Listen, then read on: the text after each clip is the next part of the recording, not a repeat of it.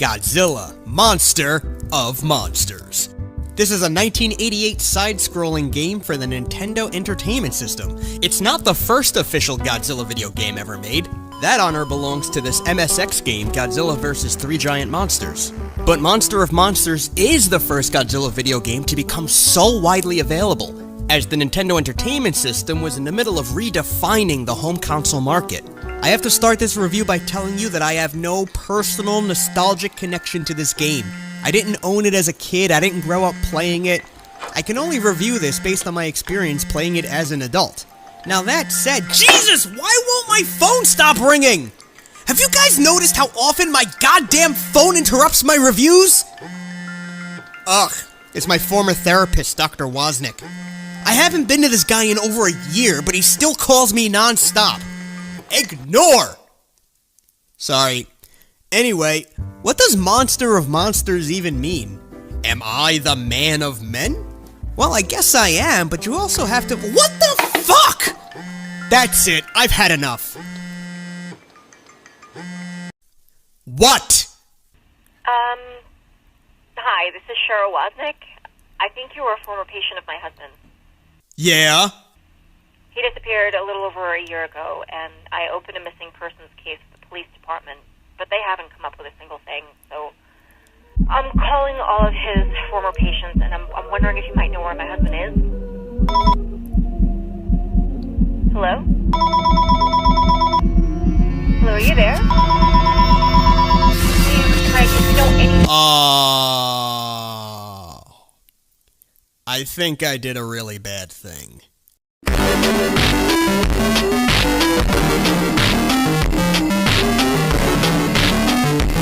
So we start the game with the Big G standing behind his name. Oh shit, never mind. Now he's in front of his name. He looks like he's adjusting the eye. Goddamn thing keeps getting crooked. When you hit start, you can make a new game or continue your last game. Or you can pass on the word game. Let's start with the story. In some unknown year, the Earth receives a Basically, the Zillions of Planet X have declared war with Earth, and they send space monsters after us. But Godzilla and Mothra travel to each planet in our solar system to stop this invasion and protect the Earth. We start on the Earth and then go to this level map, which resembles something you might see in a strategy game. You move Godzilla and Mothra across the honeycombs and play short side-scrolling levels on your way toward advancing through each planet. That's odd. I don't remember renting a movie called Play Me. Let's just check what this might be. Okay, so hopefully I'm talking to MIB. My name is Craig Hornberger. You've been talking about me on your video game show a lot. You say we went to high school together, I married your high school sweetheart, you're bad-mouthing me, but we need to forget all of that right now because we're both in serious danger. Boring! Let's start with the good. These sprites look great. They're very detailed and textured for 8-bit, and it's impressive. I'm not sure why Baragon's looking right at me like I drank all of his goddamn milk and left an empty carton in the fridge, but whatever. Godzilla controls well. He's got his basic moves, including his atomic breath. Not much to say there. Wait, they said this was Earth, but I feel like that's Earth behind Godzilla. Where the hell am I then? Then we get to the gameplay, and look, I've mentioned this before. I don't prefer the games where you're constantly being attacked by an onslaught of small military vehicles and most hits are unavoidable. I mean, look at this. There are things coming at me every which way, and there's no way to avoid it. I'm just a giant target. It's not that the game's impossible, it's very playable, but I don't find this challenging as much as I just find it annoying. Unfortunately, being attacked by a tiny military is a staple of Godzilla side-scrollers. You see it in the Game Boy game, the arcade game, even that shitty DS game. And yeah, on paper it makes a lot of sense to have Godzilla fight an army. But why not have more than just that? I've always thought a good Godzilla side-scroller would have some military, other monsters, and at the same time be a little like Rampage, where you need to destroy a hell of a lot of buildings and things for power-ups. I guess I'm talking about more of like a 2D version of Godzilla Versus. And we need to talk about our love child. Hey look, if I play as Mothra, I can just fly right over all the bullshit. She can shoot meatballs, but they're so short range they don't even reach the end of the screen. And oh man, whenever I do her special move, I get all sorts of lag issues with my game. This is still better than Godzilla, though. I wonder why I always hear that people hate playing as Oh, that's why. Yeah, when she takes a hit, she falls to the bottom left of the screen, and that's really annoying. Oh, I feel like this is a bad idea. Well, let's see. Sometimes you lose track of this, so I'm going to remind you. You suffer from dissociative identity disorder. In other words, you have multiple personalities. The girl you think I married, she's one of those personalities. And me, I'm another. I'm you. We're the same person. What? At one point, we had 23 unique personalities. And the worst part?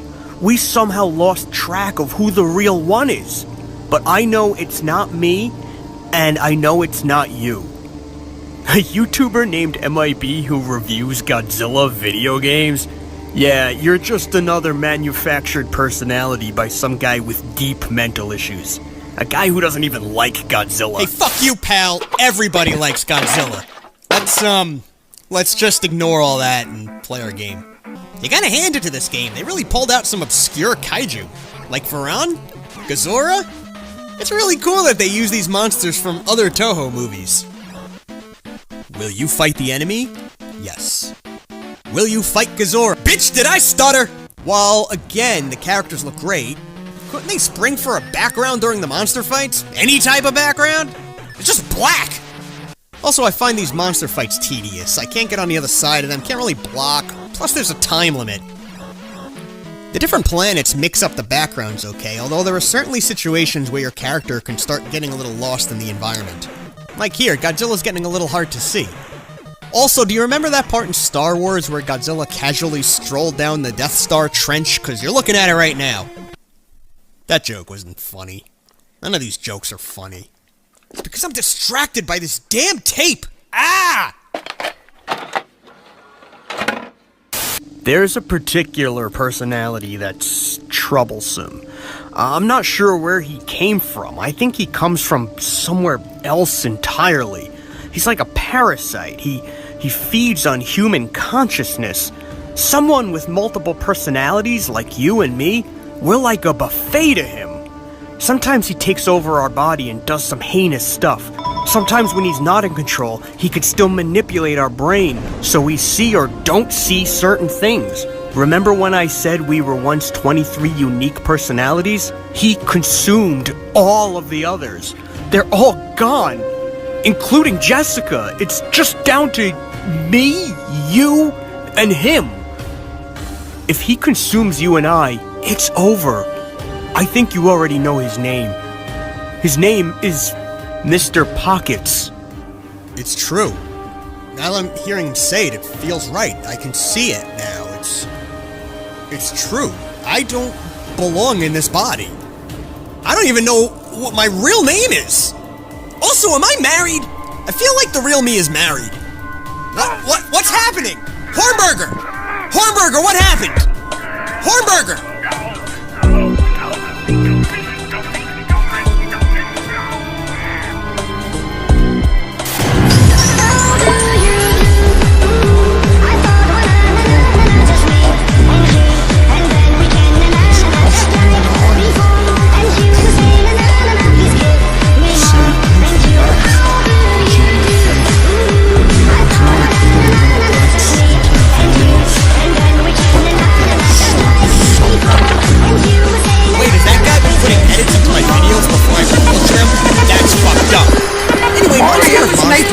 Very low on my list of I know it has its fans, but for me personally, at best, it's only worth...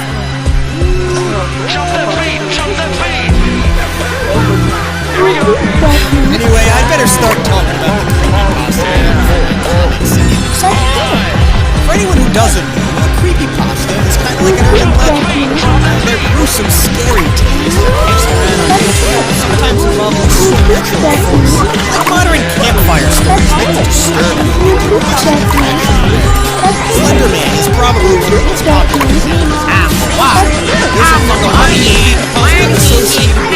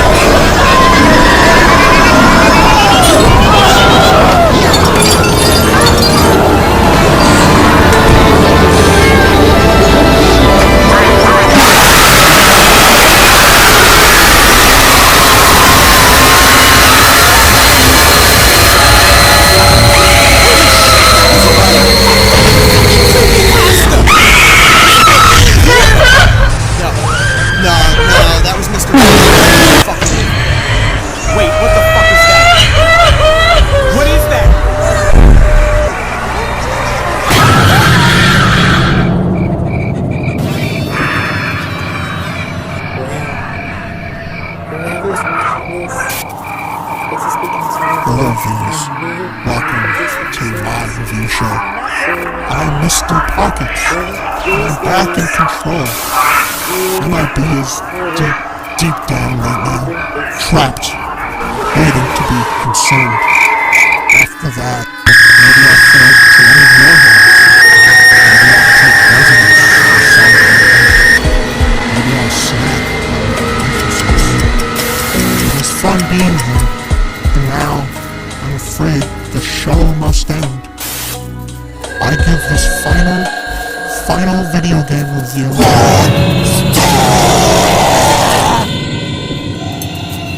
I enjoyed our time together. Now, I must eat.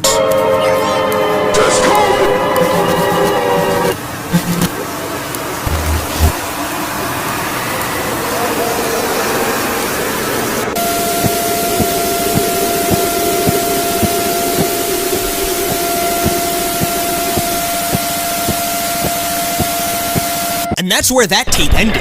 I didn't get this on video, but I was able to suppress Mr. Pockets back down with a brilliant last-minute maneuver. Anyways, it looks like everything can go back to normal around here. I've got lots of Godzilla games to review still, and other games too, like Gamera, Gundam, oh, lots of good stuff. Plus, no more multiple personality disorder. Yeah, it looks like I'm cured now, since Mr. Pockets ate all the other personalities. So I'll just live here in this basement, drink, not pay taxes, and make Godzilla videos. I have no idea who pays for this house. And I really feel like I have a wife.